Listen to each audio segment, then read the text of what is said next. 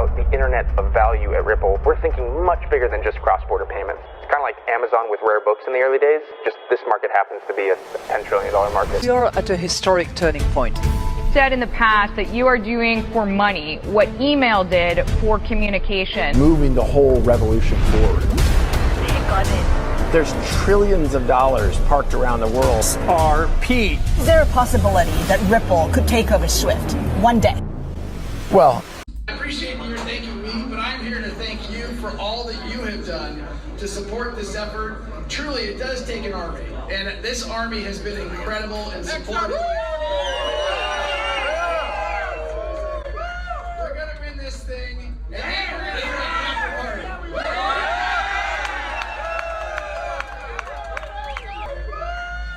We're going to win this thing, and we're going to have a party. Welcome back, ladies and gentlemen, to another episode of 24-Hour Script. Let's get right into today's video.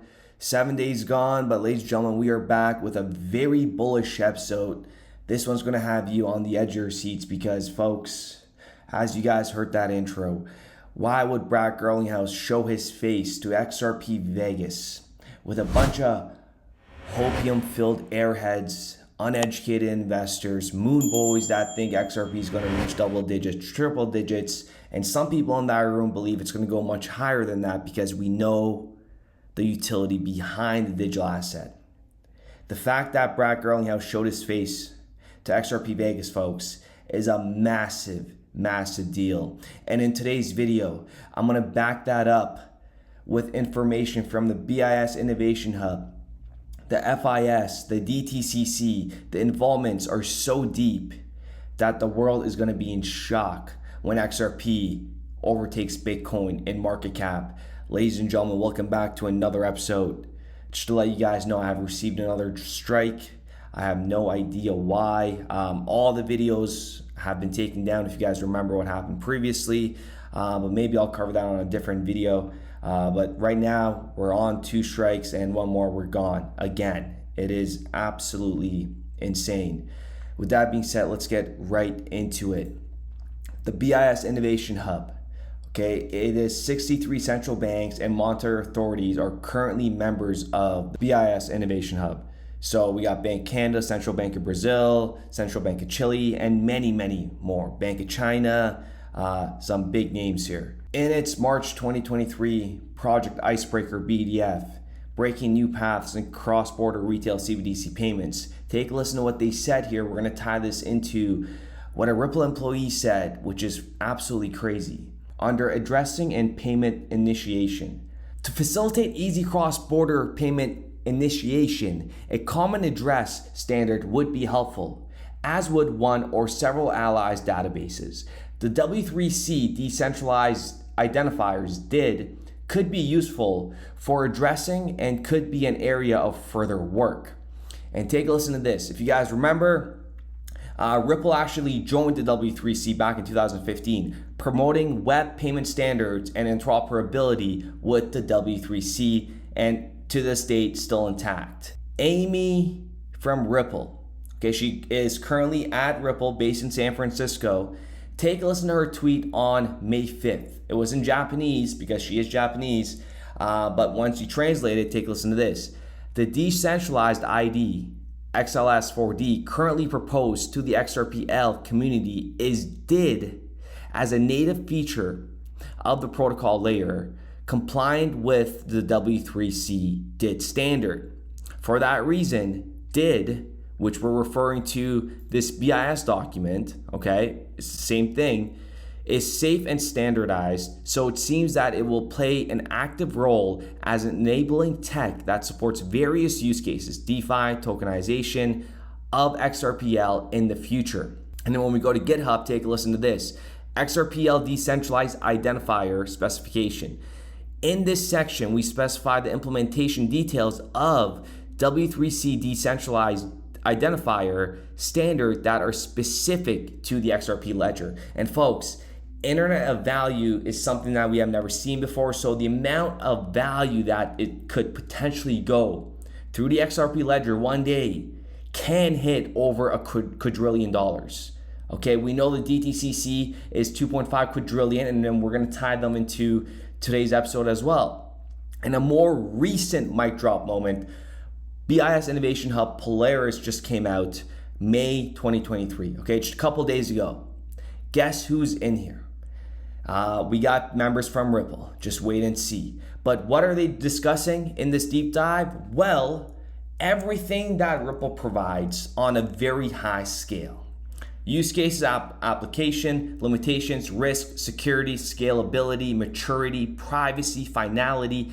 When we talk about maturity, 10 years, folks, from Ripple, that is maturity, and that's consistency.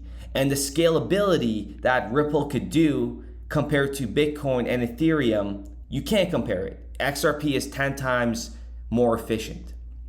But folks, take a listen to this. We have two members from Ripple. We have Anthony Ralphs, Director of Product Management, CBDC.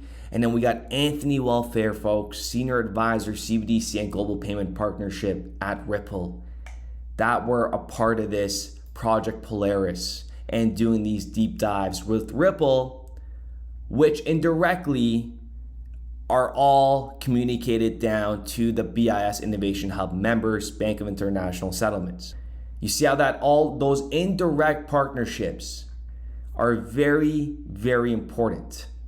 And then when we get into FIS, why are we looking to FIS? But because we have private sector and experts, we have FIS here, which are working with Ripple. If you guys remember this document, International Payments, they publicly said FIS integration with Ripple's blockchain-based solution is being used at our clients for making cross-border remittance payments. The integration covers transaction creation, ingestion into the network, and upfront transparent disclosure of fees and forex rates before the customer confirms the transfer. So FIS is integrating with Ripple's blockchain solution, which then indirectly FIS's customers are using. And who do they serve?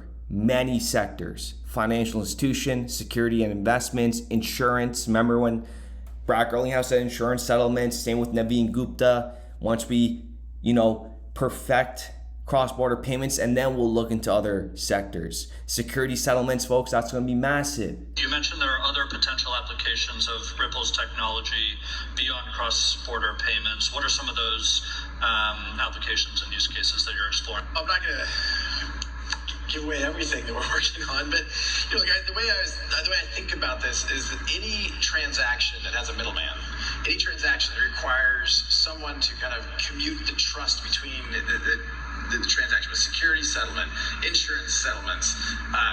Take a look at this.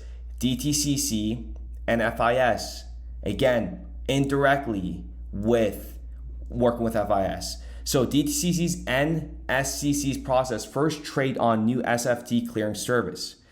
The first trade was successfully executed between two leading market participant firms and cleared by NSCC, leveraging provable markets, SEC's registered alternative trading system, Aurora, and connectivity and integration from FIS Security Lending Processing Platform. The connectivity and the integration is from FIS Securities Lending Processing Platform, which they're saying this is right here. And then they could be working with whoever, FIS, but the DTCC is not going to come out and say, okay, we're using FIS's platform. However, the backend system of that system is using so-and-so, for example, RippleNet technology. It's just the name. And folks, we're going to wrap this up. But if you guys have been following this channel for a very long time, I've been saying this over and over again. All these different BIS Innovation Hub documents, Project Dunbar, Icebreaker, Polaris, Project Marina. There's way more than I could even remember. Project Dunbar. Folks, this is just all funding that they got to put together. They got to make it look fancy, but at the end of the day, they know what they're going to be utilizing, but they need to look into every other avenue. With that being said, ladies and gentlemen, I do appreciate every single one of you guys. Let me know what you guys think in the comments down below, and we will be back with another episode. We started building RippleNet with the thesis that crypto liquidity would eventually be able to support robust global payments, large payments.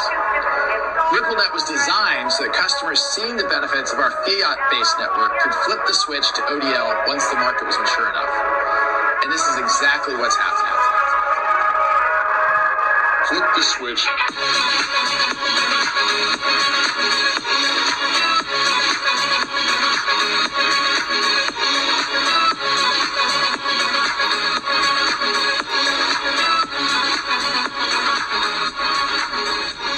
I think what we're building has, it's solving a real problem. And I think all of the tokens, my advice to anybody would be, understand the utility. If there's real utility and there's real value being delivered to a real customer, there will be value in the token.